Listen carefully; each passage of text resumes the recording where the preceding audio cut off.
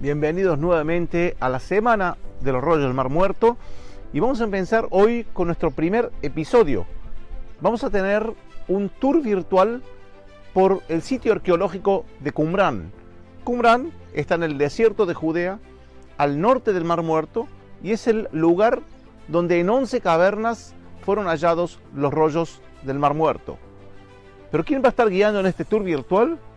Va a estar guiando el doctor Adolfo Reutemann, quien es el curador de los rollos del Mar Muerto, es decir, aquel que hace la conservación de esos rollos, que los cuida, es el cuidador de ese tesoro arqueológico de la humanidad.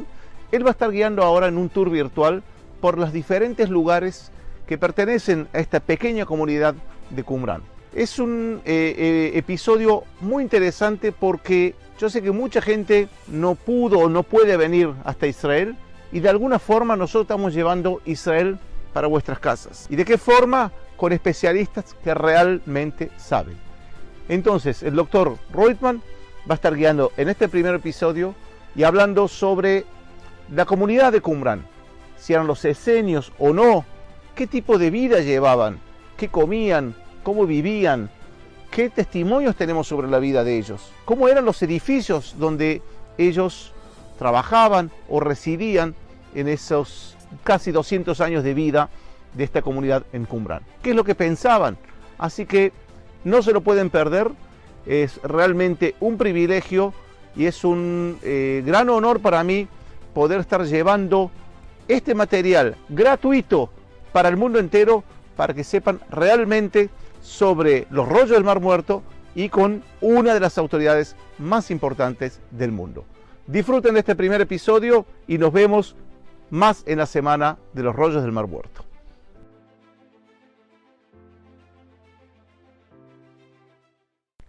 Buen día.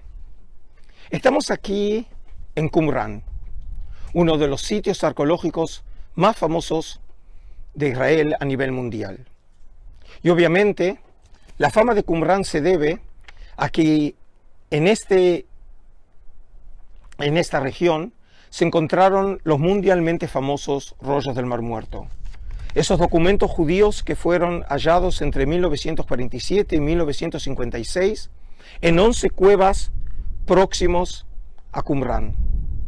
Qumran se encuentra localizado a unos 40 kilómetros al este de Jerusalén, precisamente en la costa noroccidental del Mar Muerto.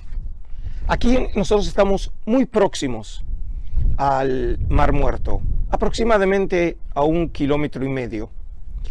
Y este lugar es uno de los grandes misterios de la arqueología de la tierra de Israel.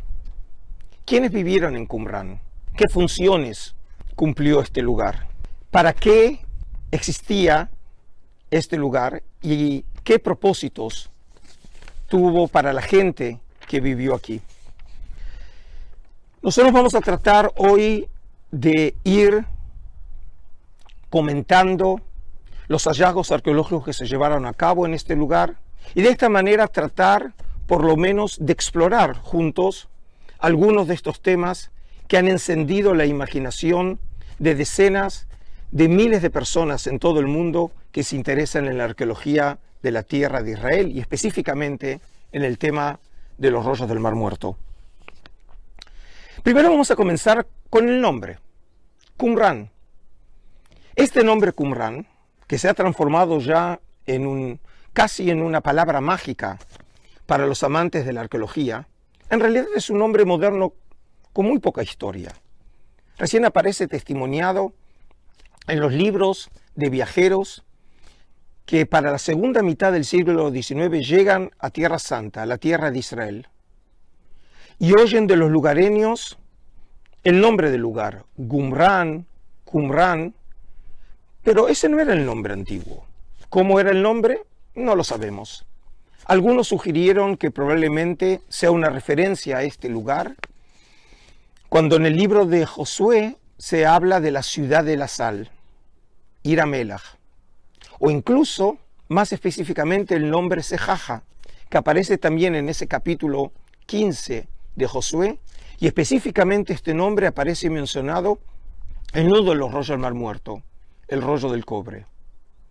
E incluso en uno de los documentos de la época de la revuelta de Bar Kokhba, allí en la primera mitad del siglo II de nuestra era, aparece un lugar mencionado Matzat HaHasidim, es decir, la fortaleza de los piadosos, que algunos creen que probablemente hacía referencia a este lugar. Qumran tiene una historia relativamente larga. Cuando se llevan a cabo las excavaciones arqueológicas en la década del 50 del siglo pasado, comandados por el famosísimo biblista, el padre Roland Devaux, el director de la Escuela Bíblica de Arqueología Francesa, que todavía existe en el este de Jerusalén, junto con Harding, que en esos años dirigía los destinos del Departamento de Antigüedades de Jordania. Ellos encontraron testimonios arqueológicos aquí en Qumran de finales de la época de hierro, lo que se llama generalmente la época bíblica, y más específicamente de los siglos VIII, VII antes de la era común. Y para el caso lo que encontraron son algunos restos de cerámica, restos de algunas paredes de las habitaciones e incluso también el resto de esa alberca circular que probablemente servía como estanque para la acumulación de agua.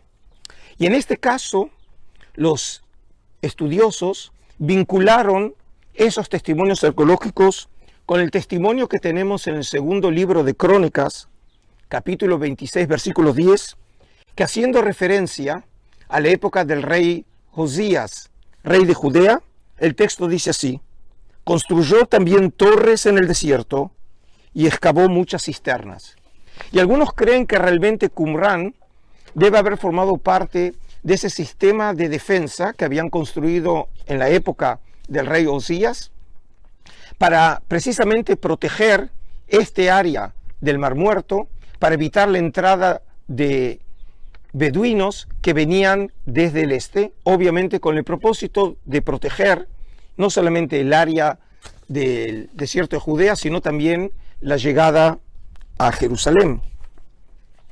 Esa época, como decimos, del primer templo, finaliza, según parece, para comienzos del siglo VI antes de nuestra era, en ocasión de la invasión de los babilonios aquí a la tierra de Judea, cuando finalmente terminan destruyendo la ciudad de Jerusalén y el templo.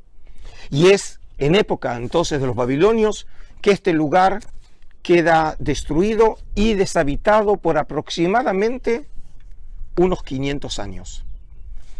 Y aquí entonces, cuando estamos llegando ya para la época de finales del siglo II antes de nuestra era, e incluso algunos que creen comienzos del siglo I antes de nuestra era, es cuando comienza la repoblación de este lugar que hoy nosotros llamamos Qumran.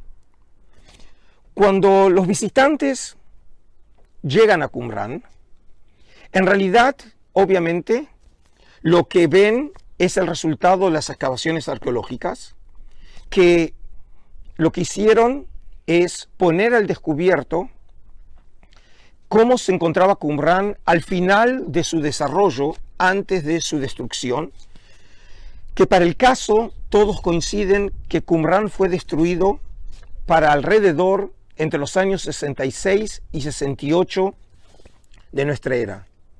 Algunos creen, como lo creía Devaux, que este lugar fue destruido por los romanos cuando, a los efectos de abortar la revuelta que había comenzado contra Roma en el año 66, Vespasiano había llegado con su ejército descendiendo desde el norte, muy cerca aquí de Jericó, a unos 12 kilómetros al norte de Qumran, Y sabemos entonces que los romanos comienzan a destruir todo foco de rebeldía en la región y probablemente Qumrán haya sido uno de ellos.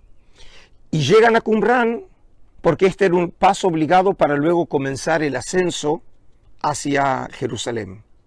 Otra posibilidad es que el lugar no fue destruido por los romanos, sino en realidad fue tomado y destruido por los rebeldes judíos, que sabíamos y conocemos que ellos tomaban distintos lugares en la zona de la cuenca del Mar Muerto, y probablemente también rebeldes judíos tomaron Qumrán, y probablemente esa fue la razón por la cual también atacaron los romanos. Sea cual fuera el caso, hay un consenso entre los investigadores que Qumrán queda destruido para el año 68 de nuestra era.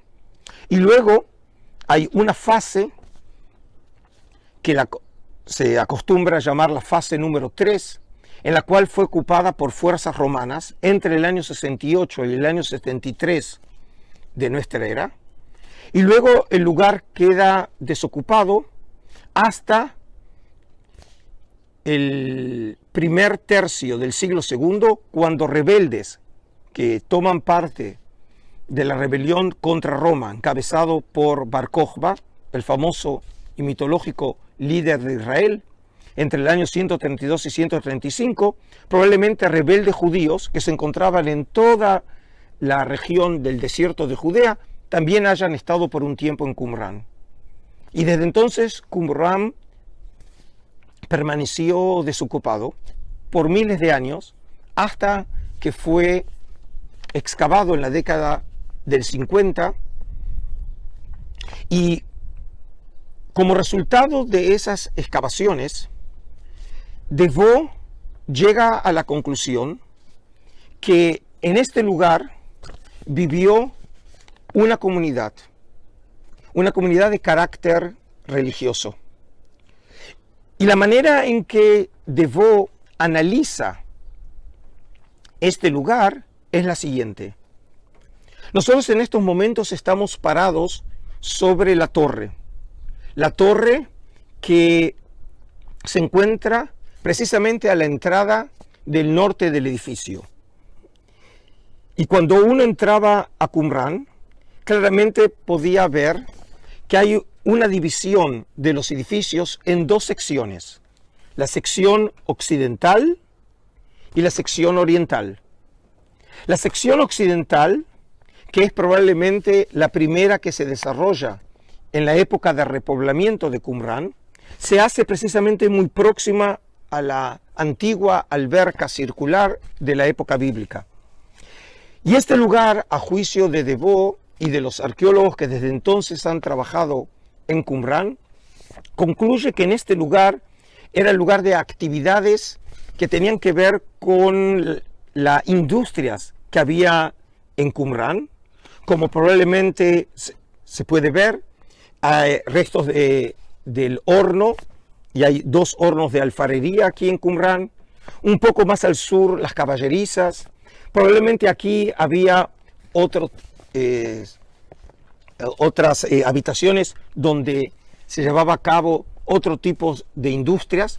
Esta era la parte, como podemos llamar, industrial de Qumrán. Mientras que las habitaciones que servían para la vida comunitaria de este grupo, que en unos minutos más vamos a empezar a desarrollar, estaba precisamente ubicado en las habitaciones en la parte oriental del edificio. Pero cuando nosotros queremos entender Qumrán y la historia de este lugar, y entender a la gente que vivió en este lugar, tenemos que también hacernos otras preguntas. ¿Por qué alguien querría venir aquí a Qumrán? Un lugar muy seco, muy caluroso. En verano puede llegar la temperatura a 50 grados a la sombra, y muy probablemente hace 2000 años las condiciones climáticas no eran muy diferentes. ¿Por qué hombres como nosotros querrían venir a vivir a este lugar? qué buscaban. Por eso me gustaría, a la luz de este paisaje tan misterioso y fascinante como es el desierto de Judea, reflexionar con ustedes sobre el concepto de desierto. ¿Qué significaba el desierto para los judíos en la época antigua y mucho más específicamente para aquellos que vivieron aquí en Qumrán? El pueblo de Israel, paradójicamente, no nació en la tierra de Israel. Nació en un desierto, en el desierto del Sinaí. Según la tradición bíblica, cuando el pueblo de Israel sale de Egipto, se conforma como unidad política a los pies del mítico monte Sinaí, que es cuando el Dios de Israel le revela los 10 mandamientos y constituye ese pacto eterno entre Yahvé y su pueblo. Y desde entonces podemos decir que el concepto de desierto quedó grabado en la memoria colectiva del pueblo de Israel. El desierto está asociado a los orígenes de Israel. Y muchos investigadores creen que precisamente para poder entender a los hombres que vivieron aquí, tenemos que entender ese concepto de origen y cómo el concepto de desierto está asociado casi genéticamente a los orígenes de Israel. El gran historiador de la época del Segundo Templo es Flavio Josefo. Ese historiador de origen sacerdotal, nacido en Jerusalén, que para la segunda mitad del siglo I de nuestra era, escribe obras fundamentales que sin ellas no sería imposible entender la historia del pueblo judío en la época del Segundo Templo. Una de ellas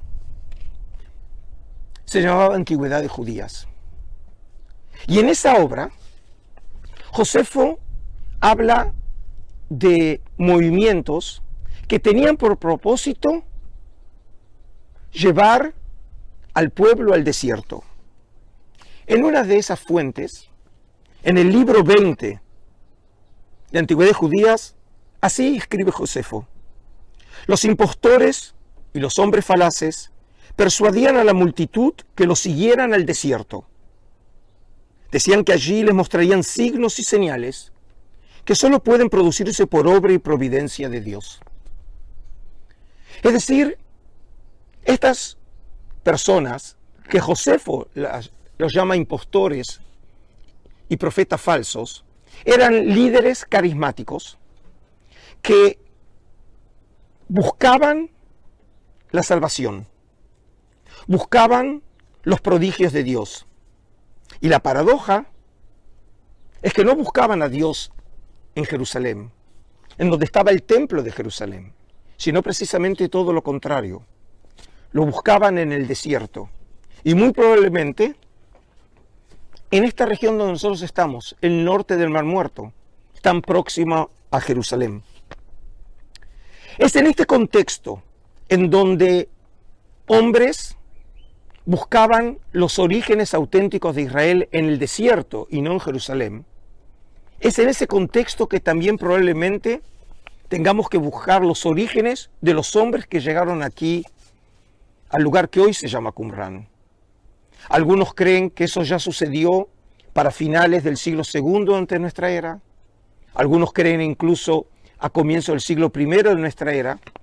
Y uno de los textos que en muchas ocasiones se menciona como un texto clave para entender la autopercepción de estos hombres, o por lo menos de los fundadores de esta comunidad, es un documento llamado la Regla de la Comunidad, el Serech HaYahat, un documento del cual 12 copias se han encontrado entre los rollos del Mar Muerto, y la copia más completa, no la más antigua, de ese documento se encontró entre los primeros 7 documentos hallados por los beduinos en 1947 y que hoy forma parte de la colección del Santuario del Libro en el Museo de Israel en Jerusalén.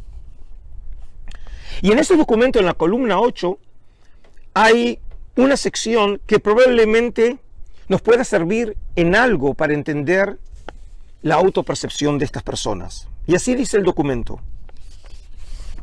Y cuando estos existan como comunidad en Israel, según estas disposiciones, se separarán de en medio de la residencia de los hombres de iniquidad, probablemente una referencia velada a Jerusalén, para marchar al desierto, para abrir allí el camino de aquel. Y aquel, en este contexto, obviamente, es el Dios de Israel, Yahvé.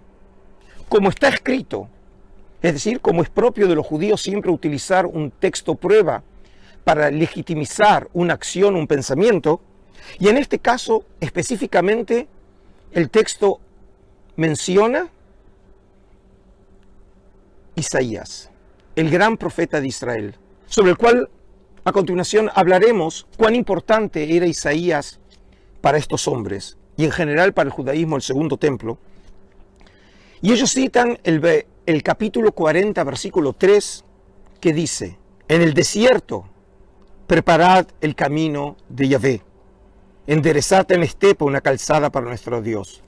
En el desierto, esa es la palabra clave. En el desierto es donde comenzará la salvación. Y probablemente por eso ellos estaban aquí.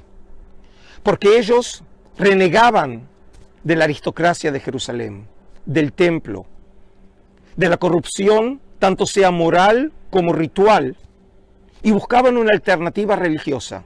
Y esa alternativa precisamente la buscaban aquí, en el desierto, un lugar que está asociado a los orígenes de Israel, asociado al concepto de pureza, a un lugar que todavía no ha sido manchado por los hombres, sino todavía guarda la prístina pureza desde la creación.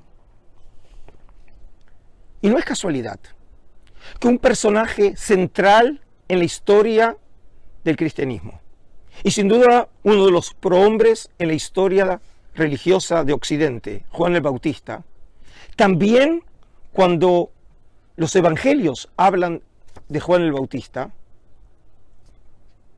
Juan también predica su mensaje de salvación en el desierto.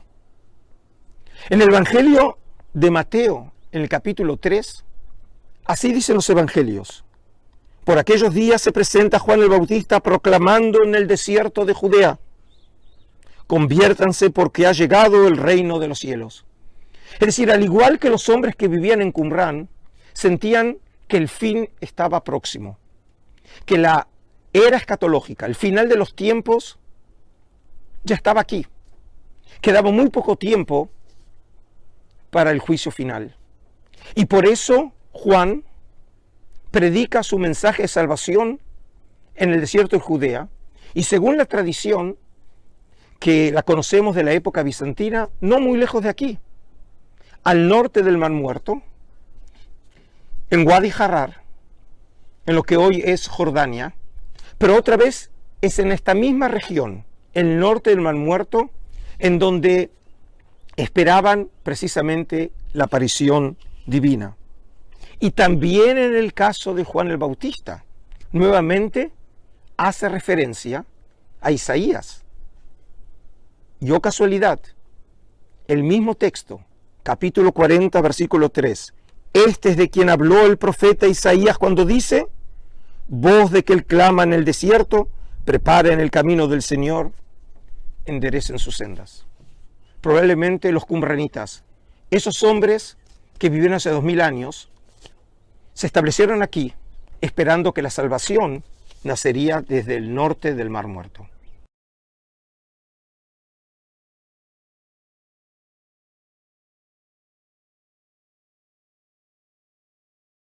Nosotros estamos aquí en una sala central en los edificios de Qumrán. Del punto de vista arqueológico, es el Locus 30. Y esta sala, cuando fue excavada por Roland de Vaux en la década del 50 del siglo pasado, llegó a la conclusión que aquí estuvo el scriptorium, es decir, la sala de los escribas, utilizando una terminología que es propia de los monasterios medievales. ¿Y cómo llegó a esa conclusión de Vaux?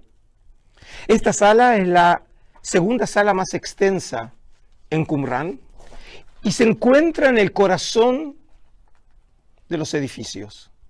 Es más, en realidad nadie podía llegar a esta sala si no era pasando por otras salas de control. Y en ese sentido entonces estamos en el corazón mismo de los edificios y algunos creen que era también el corazón de la comunidad. La producción, la copia y el estudio de los libros. ¿Y cómo llegó De Vaux a la conclusión que en este lugar se llevaba a cabo una actividad literaria? En primer término, por los artefactos que excavó en esta sala. Precisamente en esta sala y en la sala contigua, De Vaux encontró 3 tinteros, 2 de cerámica y 1 de bronce. Y según nosotros sabemos, en los años 60 Stekel afirmó haber encontrado un 4º tintero. E incluso en el mercado de antigüedades se conoce otros 2 tinteros que se arguye que también llegaron de Qumrán. Y este número es muy significativo. Estamos en pleno desierto. En ningún otro lugar en la tierra de Israel se encontró en un solo lugar tantos tinteros. Eso no significa que los rollos se escribieron aquí, pero sin duda algún tipo de actividad literaria había aquí. ¿Qué más hallaron los arqueólogos? Precisamente aquí, en la esquina sur de la sala, encontró restos de piezas de yeso que claramente habían caído de un piso superior, porque originalmente aquí había otra sala. En unos momentos más van a ver restos de la escalera que comunicaba precisamente con el piso superior. Y De Vaux llega a la conclusión que la actividad literaria, en donde probablemente los escribas copiaban los textos, e incluso también ellos finalmente componían los rollos, era en la sala superior, porque los restos que encontró aquí De Vaux cuando fueron reconstruidos en el Museo Rockefeller del este de Jerusalén, resultaron ser unas mesas, la más extensa de 5 metros, como dije, de yeso, que probablemente servía no para escribir, sino precisamente para la preparación de los manuscritos. Porque en Qumrán tenemos manuscritos muy extensos. Por ejemplo, uno de los más extensos es el famosísimo rollo de Isaías, una copia completa del libro del gran profeta de Israel. Y ese documento, que formaba parte de esos primeros 7 manuscritos hallados por los beduinos en 1947 en la cueva número 1, tiene una extensión de 7 metros 34 centímetros. Obviamente, ese documento escrito en cuero de animal no tiene como origen solo un animal. Un animal solo no puede precisamente resultar en 7 metros de cuero. Por lo tanto, se utilizaban cueros de varios animales. Y entonces los escribas escribían las secciones y esas secciones luego tenían que ser colocadas probablemente en una superficie como esas mesas y eran cosidas o pegadas. Y de esa manera resultaba el manuscrito tan extenso como el que nosotros tenemos hoy en la colección del Santuario del Libro en Jerusalén. Es decir que, en síntesis, probablemente en este espacio, y más específicamente en la sala superior, era donde se producían los manuscritos. No todos los manuscritos hallados en Qumrán, pero muchos sugieren que muchos de ellos fueron producidos aquí, en esta sala. Pero la producción de los manuscritos era solamente uno de los propósitos. Algunos incluso creyeron imaginar que se producían aquí manuscritos que satisfacían no solamente a los hombres que vivían aquí, sino también a otros grupos que pertenecían a este movimiento y que vivían en otras partes de la tierra de Israel y que el lugar de producción era precisamente aquí. Pero la producción era solamente uno de los objetivos de este lugar. En este lugar también los hombres que vivían se dedicaban al estudio y a la interpretación de esos textos. Nosotros vamos a entrar ahora aquí a la sala, que se considera que era la sala de estudio y de lectura. Una cosa que llamó mucho la atención fue la enorme cantidad de lámparas de aceite que fueron halladas precisamente en este lugar. Y eso precisamente llevó a los investigadores a pensar que era este lugar en donde se llevaba a cabo la lectura, que obviamente la sala estaba cubierta aquí por un techo, y que eso formaba parte de la actividad cotidiana de los hombres, dedicados al estudio y la interpretación de las Escrituras. Aquí se puede ver restos de lo que fue interpretado como los bancos que servían a los hombres aquí para sentarse. Y en este caso, precisamente, hay algunos textos en los rollos del Mar Muerto que pueden iluminar la función de este lugar. Por ejemplo, en el libro de Josué, en el capítulo 1, en la Biblia hebrea, dice así: no se aparte el libro de esta ley de tus labios, medítalo día y noche. Así procurarás obrar en todo conforme a lo que en él está escrito y tendrás suerte y éxito en tus empresas. Medítalo día y noche. Y muy probablemente los hombres que vivieron aquí en Qumrán entendieron de manera literal esas palabras en el libro de Josué. Estudiar cotidianamente los libros que según ellos contenían la mismísima palabra de Dios. Y por eso, en ese documento tan central en la comunidad del Mar Muerto como es la regla de la comunidad, en la columna 6 dice lo siguiente: y que no falte en el lugar en el que se encuentran los 10 un hombre que interprete la ley día y noche, siempre sobre las obligaciones de cada uno para con su prójimo. Es decir, que siempre parecería ser que había un grupo de 10 personas, que es el mínimo número de personas que simboliza a una comunidad. Y hasta hoy en día tenemos en la práctica judía el minyan, es decir, esas 10 personas que sin las cuales no se puede leer la Torá o el Pentateuco de Moisés en la sinagoga si no hay un minyan, es decir, otra vez 10 personas. Y con este grupo había también un intérprete que interpretaba la ley día y noche, pero no solamente durante el día. El texto continúa: y los numerosos velarán juntos un tercio de cada noche del año para leer el libro, interpretar la norma y bendecir juntos. Es decir, estos hombres dedicaban su vida al estudio y la interpretación de las Escrituras. Y eso puede explicar entonces la enorme cantidad de material literario que hemos encontrado, no en Qumrán, pero sí en las cuevas próximas a Qumrán. Y si esta entonces era la sala de lectura, algunos creen que precisamente aquí, en lo que se llama el locus número 1 y 2, probablemente era el lugar en donde se guardaban los manuscritos, sirviendo como si fuera un tipo de biblioteca que contenían los libros que los participantes de esta comunidad hacían usufructo.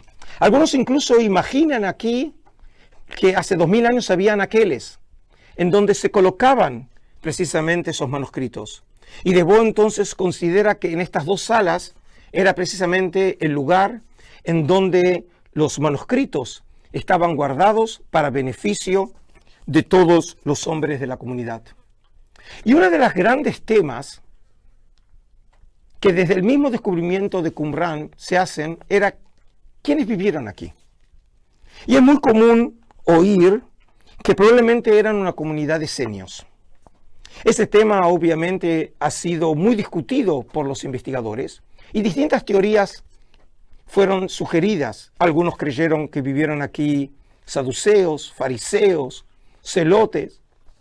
Es decir, trataron de ascribir este grupo a algunos de los grupos que conocemos del judaísmo del Segundo Templo. Pero sin embargo, desde la misma del mismo momento del descubrimiento hasta hoy en día, la mayoría de la comunidad científica internacional considera que en Qumrán vivieron hombres que pertenecían de alguna manera u otra al movimiento de los esenios. No los esenios, sino probablemente un grupo radical de ese movimiento que en algún momento de finales del siglo II y comienzo del siglo I de nuestra era se asentaron aquí. Y esta información acerca de la centralidad de los libros aquí en Qumrán, precisamente se articula con una de las noticias que da Flavio Josefo, el gran historiador judío de fines del siglo I de nuestra era, que en sus escritos tiene el testimonio más extenso y más detallado sobre los esenios. Y precisamente Josefo, cuando habla de los distintos grupos en la época del Segundo Templo, que hace referencia a los esenios, especificando que los esenios eran grandes aficionados a la lectura. Y así cuenta Josefo en Guerra de los Judíos. Se dedican con admirable empeño al estudio de las obras antiguas, eligiendo sobre todo aquellas que pueden ser beneficiosas para el cuerpo y el alma. Tratan de extraer de esas obras para poder curar las enfermedades, los conocimientos de las raíces medicinales y las virtudes de las piedras.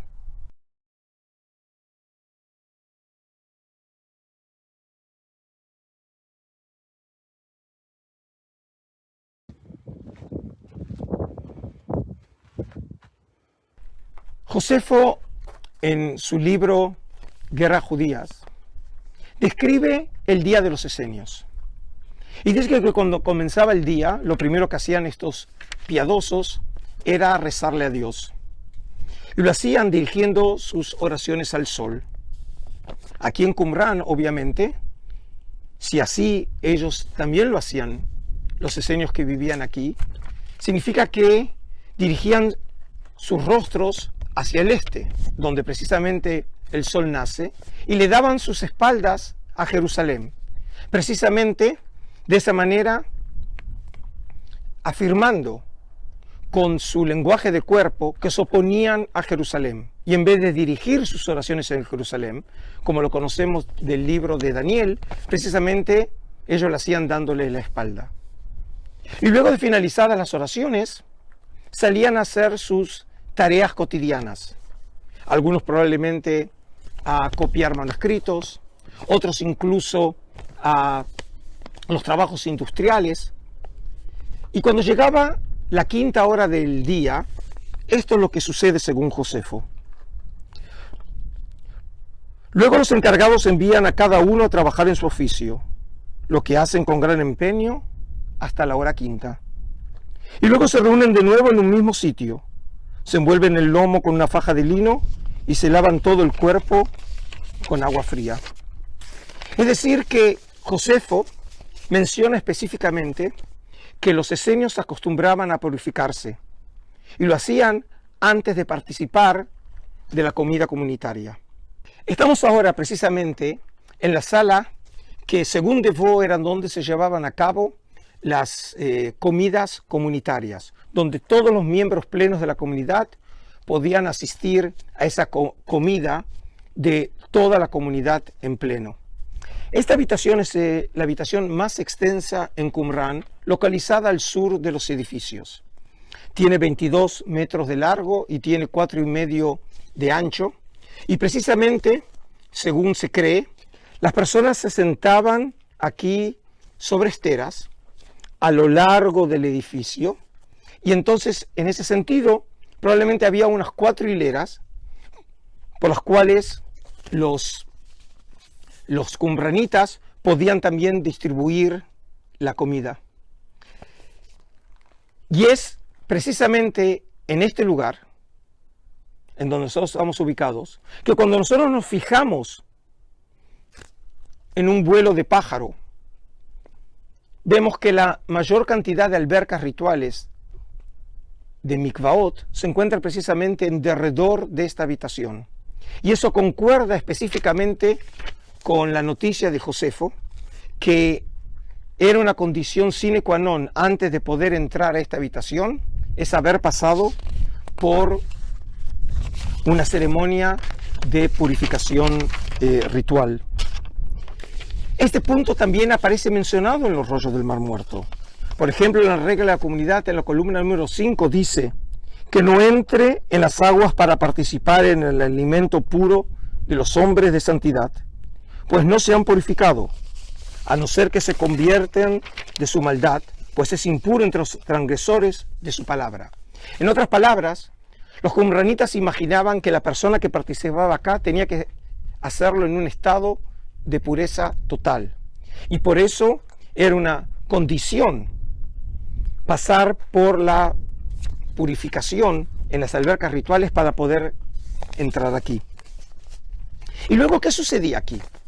Aquí tenemos precisamente en una descripción muy detallada la manera en que Josefo describe lo que probablemente, según muchos de los investigadores, sucedía aquí, en esta habitación.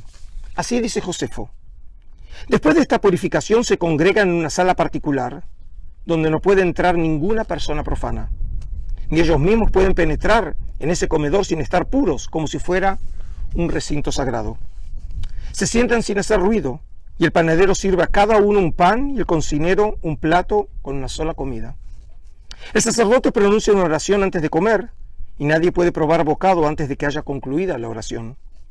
Y después de la comida el sacerdote repite el rezo. Todos dan gracias a Dios, dispensador del alimento que hace vivir al principio y al final de la comida.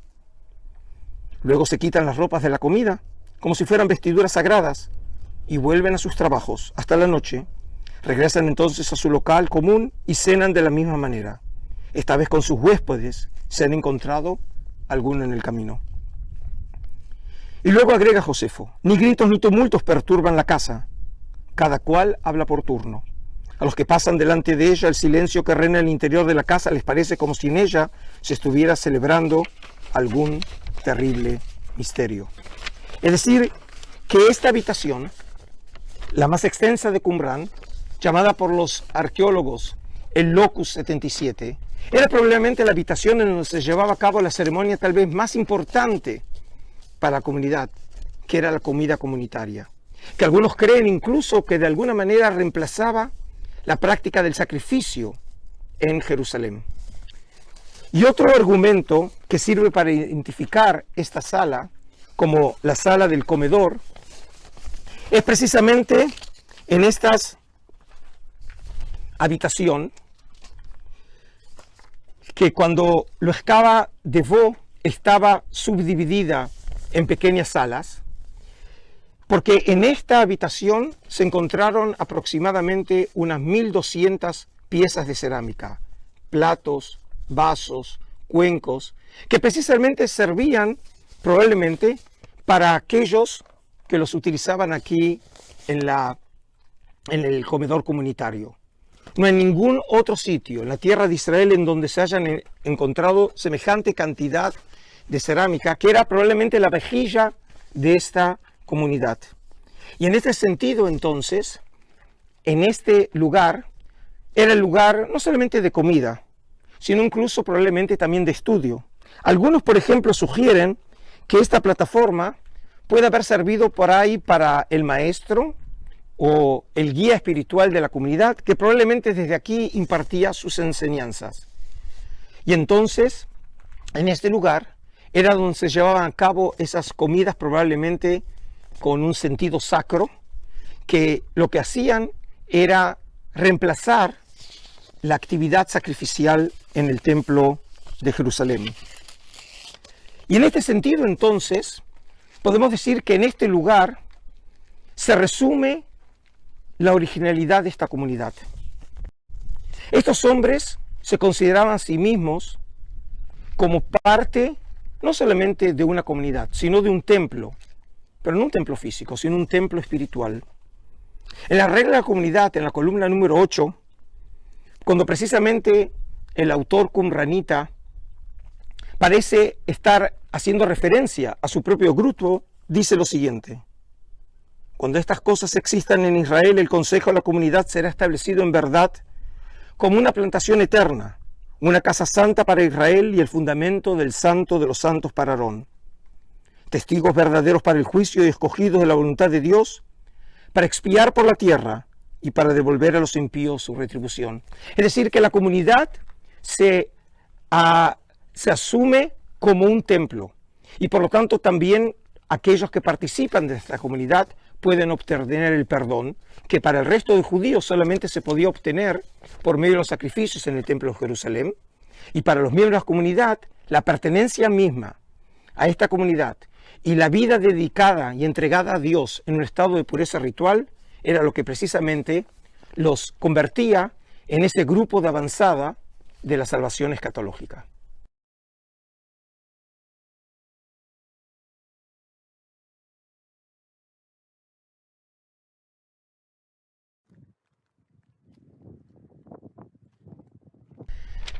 Ahora estamos aquí frente a uno de los lugares más emblemáticos de Qumrán.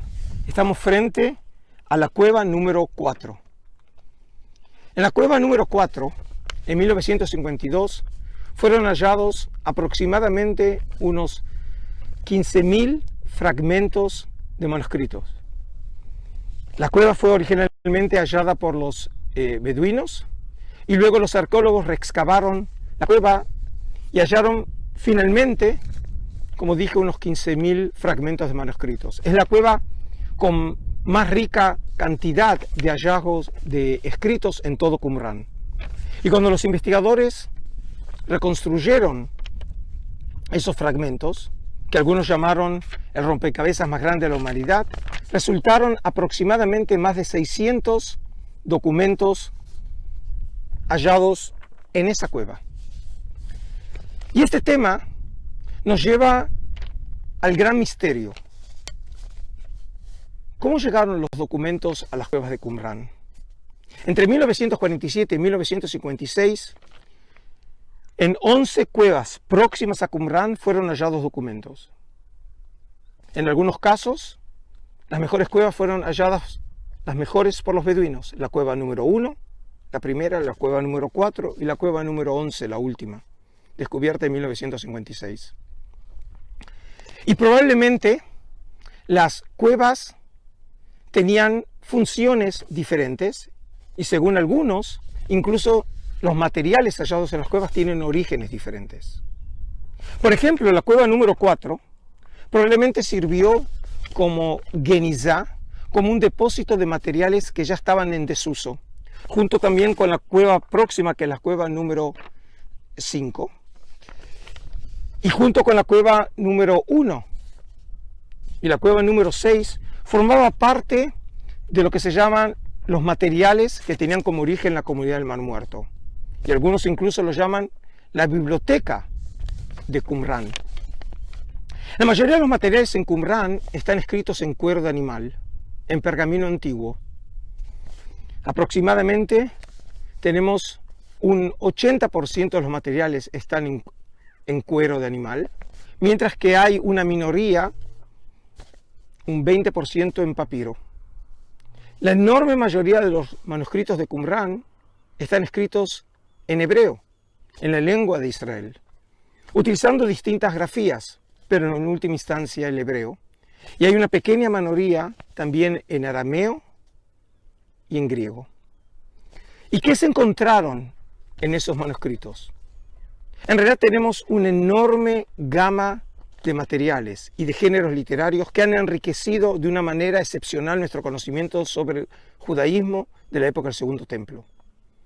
Entre los rollos del Mar Muerto se encontraron los manuscritos bíblicos más antiguos del mundo.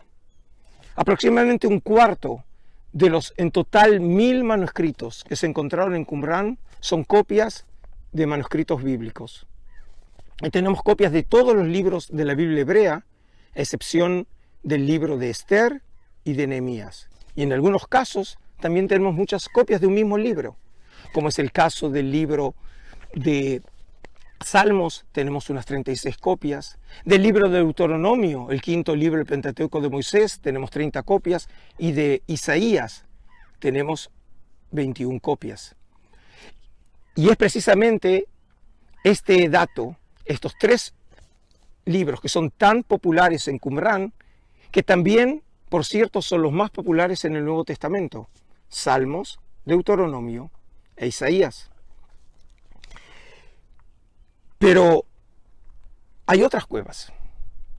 Por ejemplo, al final de esta meseta están las cuevas 7 a 10. Y por ejemplo, en la cueva 7 se encontraron solamente restos de materiales en griego. Solamente en griego. O por ejemplo, tenemos todavía 3 cuevas que están más alejadas aquí del edificio, hacia el norte de Qumran, la cueva número 2 y finalmente las cuevas 11 y 3, que probablemente tengan otro origen, no precisamente la biblioteca de Qumran, sino algunos sugieren que son materiales que fueron traídos por otros grupos, probablemente grupos sacerdotales y algunos laicos que huyeron de Jerusalén, y en esa huida de Jerusalén trajeron también algunas de sus obras y las colocaron precisamente en cuevas próximas a Qumran.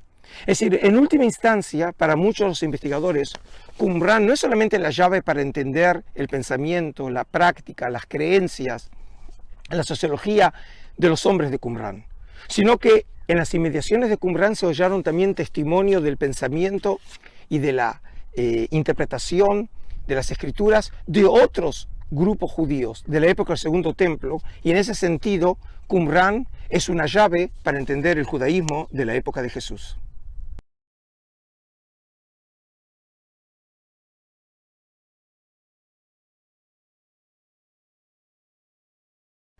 Después de haber recorrido distintos espacios aquí en Qumran, estuvimos en las salas que se dedicaban a la lectura, vimos las salas donde estaban dedicadas a las industrias, la sala en donde se llevaba a cabo la comida comunitaria. Como es parte de la vida, los hombres no solamente vivían en Qumran, sino que también muchos de ellos morían en Qumran. Y estamos aquí próximos al cementerio de Qumran, el cementerio más extenso y poblado que se haya encontrado en la tierra de Israel del mundo antiguo. Aproximadamente un poco más de 1200 tumbas fueron ubicadas aquí en Qumran. Devoe hablaba de un cementerio central con extensiones en el norte, en el centro y en el sur. Y a diferencia de cómo se ve hoy el cementerio de Qumran, en los años 50 del siglo pasado, Devoe encontró un cementerio muy bien organizado, en hileras, orientados de sur a norte, en una manera muy particular que se encontró en Qumran y en algunos otros lugares próximos a Qumran, e incluso también en un barrio hoy en Jerusalén, y en ese entonces fuera de Jerusalén, en Beit Zafafa. ¿Y qué caracteriza el enterramiento de Qumran? Es un hoyo de aproximadamente unos 2,5 metros en forma de L, y el cuerpo, generalmente tumbas individuales, ubicadas en forma de cúbito dorsal, es decir, apoyados en la espalda, con la cabeza orientada hacia el sur y el rostro mirando hacia el norte, con muy pocos artefactos arqueológicos, a veces restos de cerámica o de lámparas de aceite. Lo que muestra también que incluso en la muerte, el sistema de enterramiento en Qumran reflejaba su manera de vivir, la austeridad. Y hasta tal punto era diferente a la manera en que los judíos en Jerusalén enterraban a sus muertos, en tumbas familiares, que la llamaron esta técnica de enterramiento esenia qumranita. Después de muchos años, los investigadores localizaron otro cementerio muy similar a este en Qumran, en Jordania. Y entonces, precisamente, lo que creíamos que era particular de Qumran, resulta ser que era una práctica regional, probablemente adoptada de los nabateos, porque precisamente en Khirbet Kazon encontramos el mismo sistema de enterramiento. Esas tumbas con foso de más o menos unos 2 metros de profundidad, y los cuerpos estaban luego cubiertos por lajas de piedra. Y esta manera de enterramiento muestra también lo que está en el corazón de la ideología de esta comunidad. Esos hombres habían dejado a sus familias, porque aquí vivían de manera individual, porque la comunidad de ellos era su familia. Y en ese caso entonces, cuando fueron enterrados aquí, estos hombres eran enterrados con otros miembros de la comunidad, esperando la salvación, esperando los tiempos escatológicos. Y por eso, si queremos recuperar esa dimensión humana que se encuentra detrás de estos hallazgos arqueológicos, creo que viene a cuento traer uno de los textos que en su momento causó un gran revuelo entre los investigadores, el 4Q521, o llamado también el 4Q sobre la resurrección. Porque cuando este texto habla de lo que habrá de pasar en los tiempos escatológicos, en la época de salvación, así dice este texto de Qumran. En su misericordia, Él, es decir, Yahvé, juzgará y a nadie le será retrasado el fruto de la obra buena. Y el Señor obrará acciones gloriosas como no han existido, como Él lo ha dicho. Pues curará a los malheridos y a los muertos los hará vivir, anunciará buenas noticias a los humildes, colmará a los indigentes, conducirá a los expulsados y a los hambrientos los enriquecerá. Estos hombres que vivieron aquí hace 2000 años eran hombres como nosotros, hombres de carne y hueso, que en algún lugar creían que vivían entre el cielo y la tierra.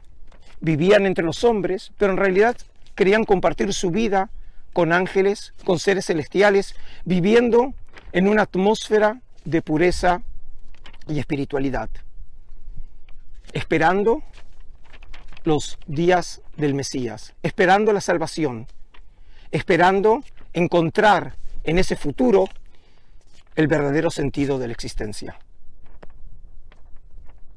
¿Les gustó este mini documental con el doctor Adolfo Reutemann? ¿Verdad que ha sido interesante?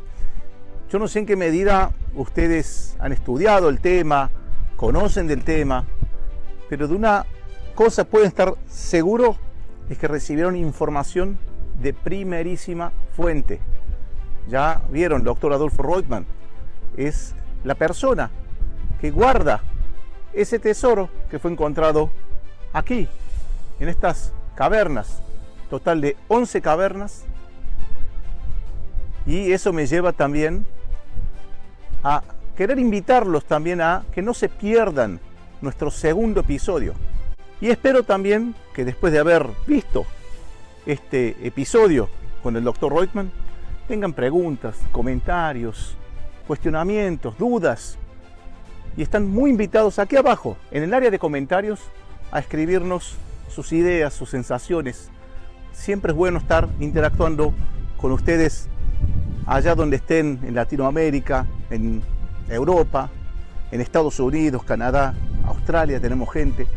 Así que, por favor, escríbanos, comenten, pregunten, que nosotros estaremos siempre a disposición. Y no se pierdan el próximo episodio con el doctor Oren Gutfeld en la Universidad Hebrea de Jerusalén.